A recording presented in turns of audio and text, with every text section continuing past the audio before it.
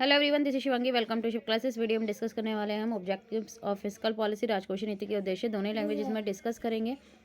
तो चलिए स्टार्ट करते हैं। तो फिस्कल पॉलिसी क्या है? आपसे एग्जाम में फिस्कल पॉलिसी रिलेटेड कोई भी क्वेश्चन पूछा जाता है तो पहले आपको फिस्कल पॉलिसी को डिफाइन करना है।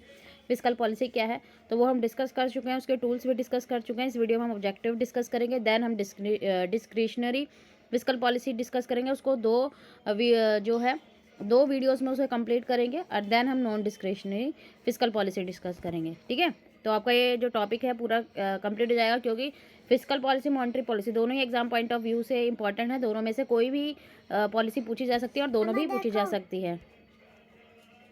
तो पहला ऑब्जेक्टिव क्या है हमारा फिस्कल पॉलिसी का? फुल एम्प्लॉयमेंट, कि मार्केट के अंदर, इकॉनमी के अंदर फुल एम्प्लॉयमेंट बनी रहे। फुल एम्प्लॉयमेंट का मतलब ये नहीं होता कि सभी लोग जो है काम पे लगे हैं। फुल एम्प्लॉयमेंट का मतलब ये होता है कि जो लोग काम करने की इच्छा करते हैं, मतलब जो करना चाहते हैं काम, उनके पास काम है। ठीक है, तो मेन जो सबसे पहला गोल जो है फिस्कल पॉलिसी का क्या है? सबको रोजगार। अगर अनएम्प्लॉयमेंट चल रही है मार्केट के अंदर तो मैंने आपको टूल्स बताए थे क्या क्या? टैक्स, ठीक है, टैक्सेशन, पब्लिक बोरोइंग और गवर्नमेंट स्पेंडिंग। तो इनका इस्तेमाल करके, ठीक है, कब किसको कम करना है, कब किसको ज़्यादा करना है, क्या बढ़ाना है, क्या घटाना है। तो गवर्नमेंट स्पेंडिंग करके भाई जो है गवर्नमेंट जो है बिजनेस वगैरह को क्या करें, छूट दें कि भाई आप प्रोडक्शन ज़्यादा करो। तो उससे क्या होगा? एम्प्लॉयमेंट इंक्रीज़ होगा, क्योंकि उन्हें प्रोडक्शन करना है, सरकार ने उन्हें छूट दे दी किसी भी चीज़ में, या उनको सब्सिडाइज़ किया जा रहा है, किसी भी चीज़ में उनकी मदद की जा रही है। ठीक है, उनके ऊपर टैक्स का बर्डन कम कर दिया है, उनको इलेक्ट्रिसिटी वगैरह में किसी चीज़ में छूट दे दिया है कि आप ज़्यादा से ज़्यादा क्या करो, प्रोडक्शन करो। तो इकॉनमी बूस्ट करेगी। अब प्रोडक्शन करने के लिए क्या चाहिए? लेबर चाहिए। लेबर वो हायर करने, इसका मतलब कि एम्प्लॉयमेंट इंक्रीज़ हो रहा है। तो इसी तरीके से जो है सरकार इस्तेमाल करती है फिस्कल पॉलिसी का।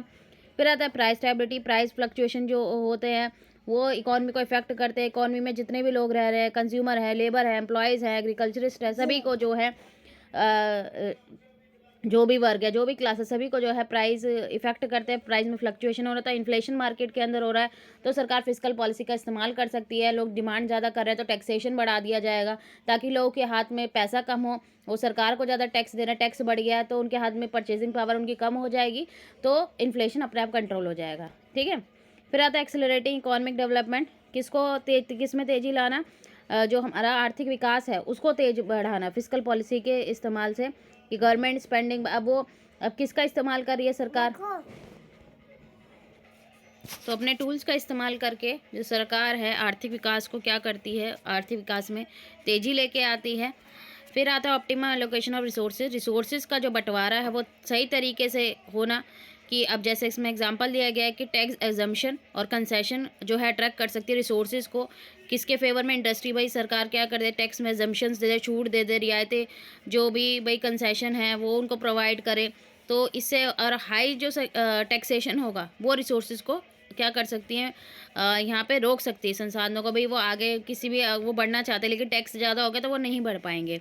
तो सही तरीके से रिसोर्स का एलोकेशन करना, फिस्कल पॉलिसी का इस्तेमाल करना।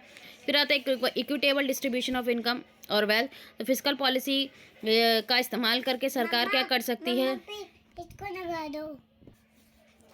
तो इसका इस्तेमाल कर सकती है यहाँ पे सरकार कि भाई प्रोग्रेसिव टैक्सेशन का इस्तेमाल करके सरकार क्या कर सकती है? भाई जैसे जैसे इनकम बढ़ रही है आपका टैक्स भी बढ़ता जाएगा, तो उस टैक्स का इस्तेमाल सरकार किसके करेगी? जो पुअर सेक्शन है उनके ऊपर खर्च कर सकती है। पब्लिक एक्सपेंडिचर, भाई जो है सरकार जो है पेंशन प्रोवाइड्स करती है वृद्ध लोगों को, और भी कई तरीके की जो है पेंशन सरकार प्रोवाइड करती है। पैसा कहाँ से आता है? टैक्स से ही तो आता है। तो equitable distribution of income wealth भी जो है एक इसका ऑब्जेक्टिव है। फिर आता है इकोनॉमिक स्टेबिलिटी, आर्थिक स्थिरता बनाए रखना मार्केट के अंदर, इकोनॉमी के अंदर, कि भाई प्राइस जो है फ्लक्चुएट ना हो, ज़्यादा इन्फ्लेशन ज़्यादा ना हो। तो इन सब को अवॉइड करने के लिए सरकार जो है इन टूल्स का, या हम बोले फिस्कल पॉलिसी का इस्तेमाल करती है। फिर कैपिटल फॉर्मेशन। फिस्कल पॉलिसी का जो मेन एम रहता है वो इंक्रीज़ करना इन्वेस्टमेंट रेट, दोनों ही सेक्टर में, प्राइवेट में भी और पब्लिक सेक्टर में भी। अब डेवलपिंग कंट्री जो होती है उनकी लो कैपिटल, भाई पूंजी निर्माण करने का जो उनका वो रहता है रेट, वो कम रहता है। किसकी वजह से? अनएम्प्लॉयमेंट की वजह से। और लो पर कैपिटा इनकम, प्रति व्यक्ति आय वहाँ की कम होती है।